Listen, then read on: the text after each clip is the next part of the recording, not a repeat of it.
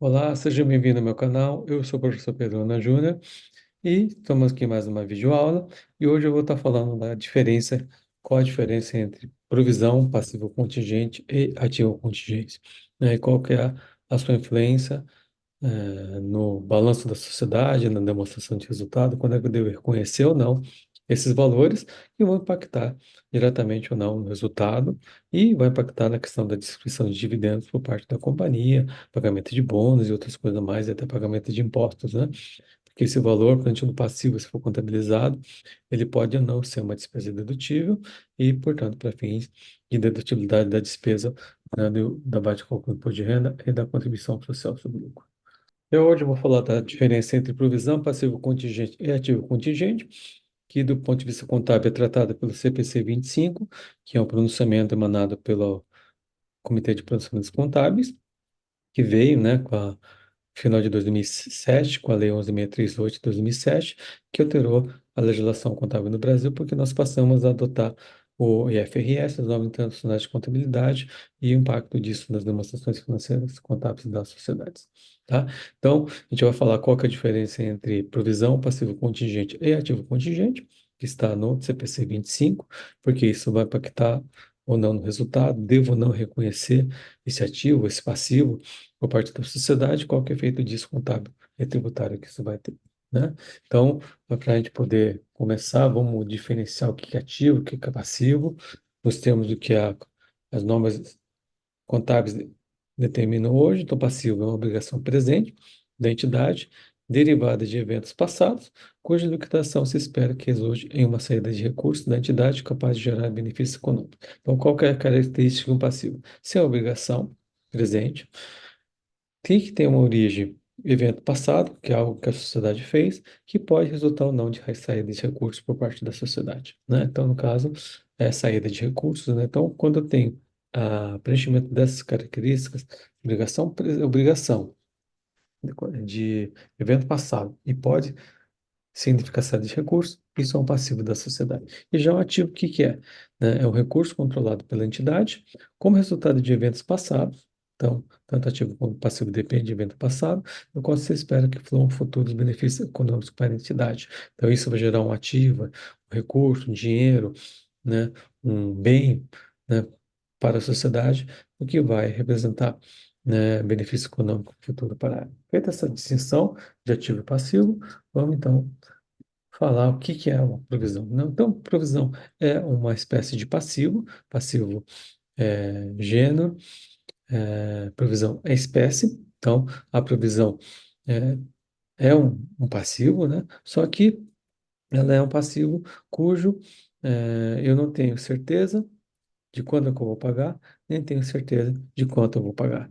Então, é uma obrigação já existente, ou seja, decorre de um evento passado, cujo prazo é incerto e o valor é incerto. Então, se eu tiver uma dessas características, incerteza no pagamento do valor, de quanto eu vou pagar, incerteza de quando eu vou pagar, eu devo classificar isso como provisão e não como passivo contas a pagar da sociedade. Então, qual que é a diferença do passivo para a provisão? Né? Ambos devem ser contabilizados como eh, um passivo na sociedade, ou seja, no lado direito do balanço, né, que são obrigações, só que o passivo, ele é uma obrigação que tem como origem evento passado e pode representar saída de recursos, né? E no passivo eu tenho que certeza ou tenho o prazo que eu vou pagar isso, né? Então eu já sei qual é o valor que tem que pagar e qual que é o prazo que tem que pagar. Então, se eu não tenho certeza em relação a isso, ele é um passivo, é um contas a pagar, deve ser classificado assim no balanço da sociedade. Já a provisão, qual que é a diferença? Além de ser obrigação de evento passado e representar saída de recursos, eu tenho incerteza em relação a quanto que eu vou pagar ou quando que eu vou pagar esse valor. Então, se eu tiver essa característica de incerteza de qual é o valor que eu tenho que pagar e quando que vou pagar esse valor, eu devo contabilizar não como um passivo, um contas a pagar, mas sim como uma provisão. Então, o que que o CPC define como provisão? É um passivo com prazo incerto ou é um passivo com valor incerto? Se eu tiver incerteza em relação a um desses fatores, eu devo contabilizar isso não como contas a pagar, mas sim como uma provisão no balanço da sociedade. Por quê? Por que isso é importante, gente? Qual que é a mudança significativa que o CPC trouxe, CPC 25 trouxe a partir de janeiro de 2008? Que antes, muita coisa que não era passivo, mas não era provisão, mas sim eram contas a pagar, a gente contabilizava como provisão. Por exemplo, a provisão por imposto de renda, né? Antes era considerada como uma provisão, a gente aprendia isso quando estudava contabilidade. Só que ela não tem certeza do valor, nem tem certeza de quando eu vou pagar. Eu tenho certeza, né? Eu tenho quando é que eu vou pagar. A lei define isso, né? Então, isso, na verdade, deveria ter sido classificado como contas a pagar. E hoje, se eu preciso 25 assim determina. Então, eu vou contabilizar isso como imposto de renda a pagar. É a mesma coisa da provisão de férias. Apesar de poder ocorrer de eu ter que demitir um funcionário, mas eu já sei que eu tenho que pagar esse valor caso ele fique até não seja demitido. A mesma coisa da 13º salário. Então, isso deve ser contabilizado hoje, não como provisão, mas sim como contas a pagar, um férias a pagar ou um 10º salário a pagar. E a mesma coisa dos valores que eu tenho em inadimplência, né, que é a famosa provisão para devedores duvidosos. Hoje ela deve ser contabilizada como perdas estimadas por crédito de liquidação duvidosa. Então, isso deixa de ser provisão e deve ser contabilizado como contas a pagar. Por quê? Eu não tenho a incerteza do pagamento do valor, eu também não tenho a incerteza de quando que eu devo pagar esse valor, né? Então, ele não preenche aquele requisito de provisão que o CPC 25 assim determina, que é uma obrigação que tem como origem o evento passado, que vai representar a saída desse recurso, que tem prazo ou valor incerto. Porque se fosse, eu tivesse certeza de quando eu vou pagar e quando eu vou pagar, isso deve ser contabilizado como provisão. Então, provisão, qual que é o conceito hoje? O que que eu tenho que preencher como requisitos para contabilizar como provisão e não como contas a pagar? Né? Porque a diferença qual que é? Se eu devo contabilizar como provisão, ele tem um efeito tributário. Se ele é um contas a pagar, ele é uma despesa totalmente dedutível. Se for como provisão, a despesa é dedutível. Então, provisão é uma obrigação que depende que tem como origem o evento passado, que representa saída de recursos, cujo prazo ou valor é incerto. Então, eu não tenho certeza de quanto eu vou pagar ou de quando que eu vou pagar essa obrigação. Então, exemplo, provisão para garantia de produtos, né? Então, a empresa lá vende o produto, oferece uma garantia de 12 meses, só que ela não sabe se essa garantia vai ocorrer ou não, se aquele produto vai quebrar ou não, mas ela tem que fazer uma previsão, porque isso pode acontecer, né? É uma probabilidade isso acontecer, né? Então, eu não tenho certeza de quando isso vai acontecer. E também não tenho certeza do valor, né? Então, pode ser que aquele lote tenha problema, que várias mercadorias eu tenho que trocar, ou não, né? Provisão para compensação de quebra de contrato. É a mesma coisa, né? Então, eu não sei se o cliente vai quebrar o contrato, eu tenho que acionar e cobrar aquela multa, ou tenho que pagar aquela multa. Então, nesse caso, eu também faço uma expectativa do, desse passivo na sociedade, porque eu não sei quando é que eu vou pagar e quando é que eu vou pagar. E a mesma coisa de contingências trabalhistas e judiciais, porque eu dependo de uma decisão judicial, eu dependo do que o juiz decidir, porque de repente a parte lá pede um monte de coisa que é indevida, que é um absurdo. Então, pode ser que aquele valor que o reclamante está querendo seja menor. Eu posso fazer um acordo de repente. É a mesma coisa, né, de um tributo que eu estou discutindo judicialmente, né? Então, eu não sei se eu vou perder ou não, ou se eu vou ter uma decisão desfavorável, que vai depender de uma decisão do Supremo Tribunal Federal, por exemplo, né? Então, é uma obrigação já reconhecida pela empresa, faltando definir o valor e o momento da saída de recursos por parte da sociedade. E como é que eu devo contabilizar uma provisão, né? Então, característica da provisão: obrigação, evento passado, ou seja, que decorre de um evento passado, pode representar uma série de recursos, só que tem como característica a incerteza do valor e a incerteza de quando eu vou pagar o valor. Tá? Ela vai ser reconhecida como um passivo da sociedade, vou contabilizar crédito no passivo, uma origem de recurso, cuja contrapartida vai ser uma despesa no resultado. Né? Então, eu vou contabilizar crédito no passivo, conta débito como despesa no resultado. E essa despesa, ela não é dedutível no momento da sua constituição, ela deve ser adicionada à base de cálculo do imposto de renda e da contribuição social sobre o lucro, se eu for uma empresa optante pelo lucro real, e só vou poder deduzir essa despesa quando? Quando ela se materializar, quando eu tiver uma decisão transitada em julgado, quando eu fizer um acordo, por exemplo, quando eu fizer uma transação, aí nesse momento, aquele valor que eu provisionei e adicionei passa a ser uma despesa dedutível. E eu tenho que mencionar isso em notas explicativas, né? Ou seja, eu tenho que informar, tenho o dever de informar ao usuário da contabilidade, seja acionista, seja credor, seja fornecedor, seja o governo, né? Por que que estou contabilizando esse passivo e por que que ela é uma previsão. E o passivo contingente, qual que é a característica, né? Qual que é a diferença? Provisão eu contabilizo, passivo contingente eu não contabilizo, né? Porque é uma expectativa que isso pode acontecer, né? Então eu só devo mencionar isso em nota explicativa. Então, o que que é um passivo contingente? É uma obrigação potencial, mas que ainda não se resolveu. Então, ela é um uma futuro valor que eu tenho que pagar, um futuro passivo da sociedade. Só que ele ainda não se resolveu, porque tem incerteza de quando isso vai acontecer e quando, qual o valor que eu devo pagar, né?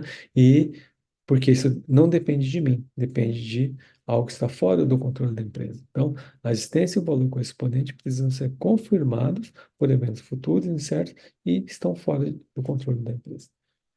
Então, qual que é a diferença da provisão para um passivo contingente? Então, provisão é uma obrigação já assumida, reconhecida por parte da empresa. Então, eu já assumo que eu devo, eu tenho certeza que eu, quase certeza que isso vai acabar acontecendo, né? Então, lembra, é obrigação, evento passado, saída de recursos, só que eu não tenho certeza de quando eu vou pagar e quando que vai ser o valor que vai ser pago. Mas é uma obrigação que já está sendo assumida pela sociedade e, portanto, eu devo contabilizar isso como passivo. Já o passivo contingente é a obrigação ainda não consumada, porque não depende de mim, depende de um evento futuro que pode não acabar acontecendo, né? Aí eu fiz esse quadrinho, que ele é bastante útil, né, para poder definir a probabilidade que você deve reconhecer aquilo como passivo ou como um passivo contingente. Então, nós temos lá as classificações das obrigações, se ela é provável, se ela é possível, ou se é remota. Então, se ela é provável de acontecer, se é possível de acontecer, ou se é remota de acontecer. Então, se aquela obrigação for provável e eu conseguir mensurar ela através de uma estimativa confiável, então, eu tenho quase certeza que ela vai acabar acontecendo, né? Ela é confiável a estimativa que eu fiz para poder mensurar aquele valor. Então, eu devo reconhecer a previsão e devo divulgar isso em notas explicativas. Se aquela obrigação for possível, ou seja, eu tenho mais ou menos certeza que vai acontecer ou não, né? E ela não for mensurável por uma estimativa confiável, eu não devo reconhecer isso como passivo, não vou fazer contabilizar isso como provisão, mas como passivo contingente, e só devo divulgar isso em notas explicativas. Se a obrigação é provável, ou seja, eu tenho uma certa certeza que ela vai acontecer, mas eu não consigo mensurar isso através de uma estimativa confiável, é o exemplo, por exemplo, de um passivo ambiental, que eu não sei quanto que eu devo pagar por aquilo, eu devo só mencionar isso através de uma divulgação em notas explicativas, porque eu não devo reconhecer isso como um passivo, como uma provisão. E se a obrigação for uma probabilidade remota de acontecer, eu não devo contabilizar, né?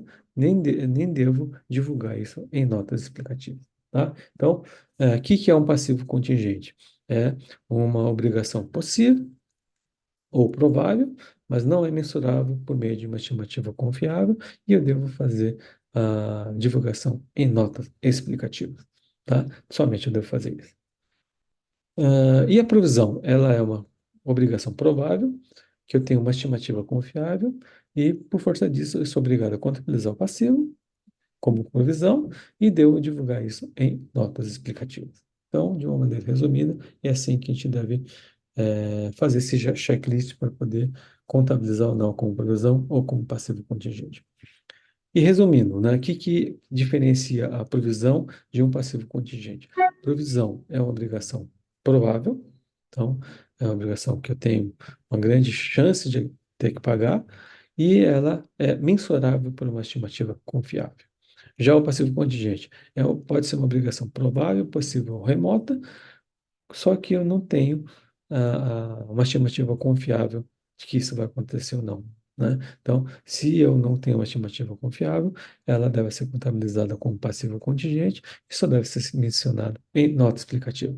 Por que que isso é importante, gente, para você advogado? Porque quando você vai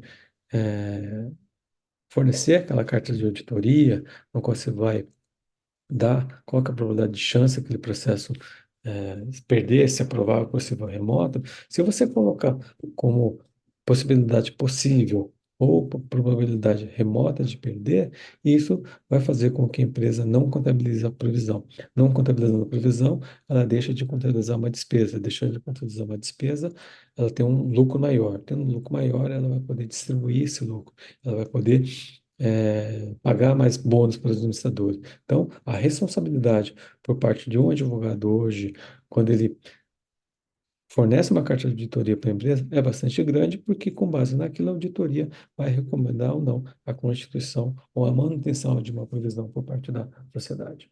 E isso vai ter questões de responsabilidade. E aí, vamos fazer um pequeno exercício, né, de exemplos aqui. Eu trouxe 4 exemplos para poder a gente entender, né, de uma maneira prática, quando que eu devo contabilizar uma provisão ou não. Então, eu tenho 4 exemplos aqui. Tem o caso da garantia de produtos, né, no qual existe uma probabilidade provável de saída desses recursos. Eu tenho uma estimativa que esse valor que eu devo pagar é algo em torno de R$ 100.000, e essa estimativa é confiável. Devo ou não contabilizar a provisão?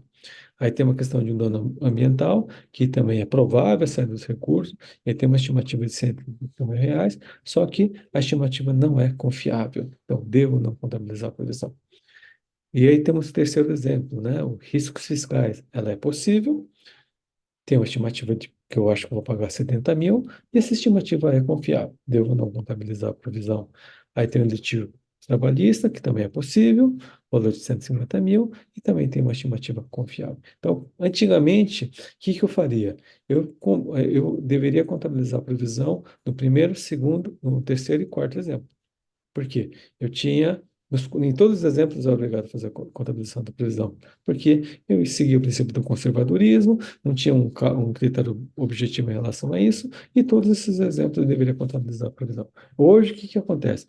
Eu só vou contabilizar a previsão no primeiro exemplo, porque é provável e eu tenho uma estimativa confiável. Então, eu contabilizo a previsão e informo nota explicativa. Nos demais exemplos, não. Por quê? No segundo, era provável, mas a estimativa não é confiável, portanto, eu não devo contabilizar.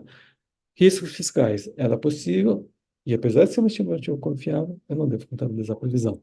No quarto, mesma coisa, é possível ter uma estimativa confiável, mas não devo contabilizar a previsão. Eu só deveria contabilizar se a saída de recurso fosse provável.